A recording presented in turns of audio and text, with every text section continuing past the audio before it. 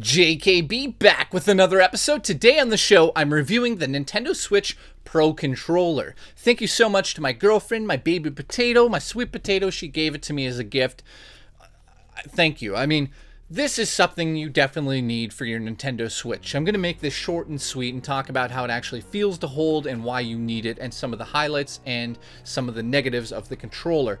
If you're out there playing Nintendo Switch at this very moment, guaranteed if you don't have this, you're playing with the Joy-Cons, obviously, and you're thinking, this is a little awkward in certain situations. It's comfortable in certain situations, especially when you take it off the Joy-Con grip and play with two hands separate. However, you're missing out on something. If you haven't played Legend of Zelda with the Pro Controller, you're missing out. The Pro Controller itself is a quality build. This is something that Nintendo has always kind of faltered in the past. The old Pro Controller for the Wii U, let's be honest, was unbelievably poorly designed. I mean, the case of it was the same material they use on the top of the Pro Controller here, and it's scratched, it's scuffed. I mean, it just was a complete disaster for the Wii U. I mean, yeah, sure, it was available and it did its job, but this is something completely different. This is Nintendo understanding that the Switch is going to have some AAA titles on it from third party, hopefully, and they're going to need an actual controller, and this is the answer to it. In terms of the analog sticks, I have to say it's very close to the Xbox One Elite. It feels very tight, it's very responsive, it feels smooth, and there's a little bit of a secret. If you pull down the right one and shine a light in there, you're going to see a little note. You figure it out on your own. Now, in terms of putting it up against other controllers, like this one, I honestly say that the analog stick on this feels so much better than on PlayStation. It actually feels like night and day. This feels like a cheap toy, loose. Yes, it's a good controller on its own, and you don't notice those things because that's the standard you're used to. But once you touch this thing, it feels good. It's a really good stick. Moving on to what's super important for a lot of virtual console games that we don't even know anything about is the D-pad. The D-pad on here does feel a little stiff. It's not as... what's the word? It's like not as Super Nintendo or Nintendo. It's more like a classic controller, less than Super Nintendo. It's like if you took the two, put them together, and made it a bit harder plastic with a...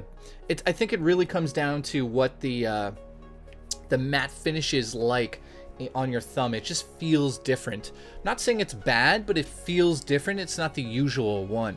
The X, Y, and A, B buttons are gigantic, and yes, I love them. Absolutely love them. I want all my controllers to have buttons like this. They're massive. They really are, coming out of the controller. They feel good. I'm really happy with the buttons. Now, one of the downsides, yes, it has triggers and it has shoulder buttons. However, those are just on-off switches.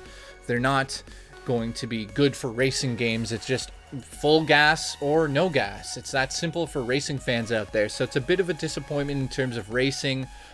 However, other than a racing game, what are you going to use these triggers for? I mean, yeah, okay, fine. In like Call of Duty, sometimes you might. I don't know how those things work when it comes down to the details. I just know on-off switches.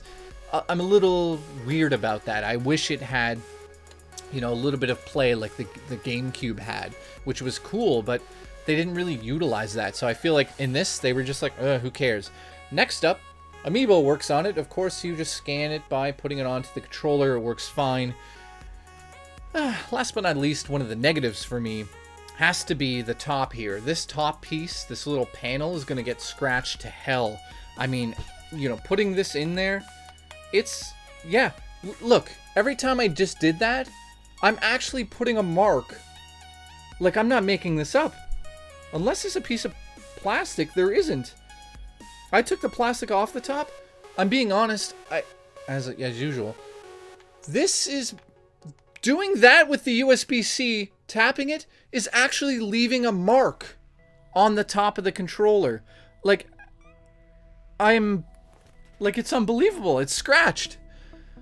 So yeah, doing that live wasn't brilliant, but yeah, you're putting it in and out constantly.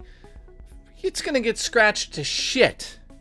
Telling you, that's really bad. That's stupid. That's just dumb. But the biggest part of this controller has to be the fact that it charges for 40 hours and you don't have to worry about it. 40 goddamn hours on one charge. That is unbelievable. And for that reason alone, this is an amazing purchase for your Nintendo Switch, because yes, you take it on the go. You don't want to worry about charging things on the go and this and that. You just want to pop it out and play it. It does that. The analog sticks feel great. The D-pad's decent enough. The triggers disappointing, but they work. And the buttons, I absolutely like. These feel like arcade sort of buttons. I love the buttons on this thing. In the box, like I said, you get the cable, and that is the review of the Pro Controller. In closing, I will say I highly recommend it if you are playing Legend of Zelda, which this game is just unbelievable. Put those together with your Switch, you're going to have an amazing experience that will be unforgettable. Is it worth $100? I don't know about that. Yes, it includes all the tech from the Joy-Cons with the rumble and all that stuff, and it works fine, but $100? It should come with like some like flowers from Mario. Like he knocks on your door and he's like, "It's a me, I give you the flowers." I'm Italian and that was horrible. Like I'm going now because that was horrible. Thanks for watching. I embarrassed myself.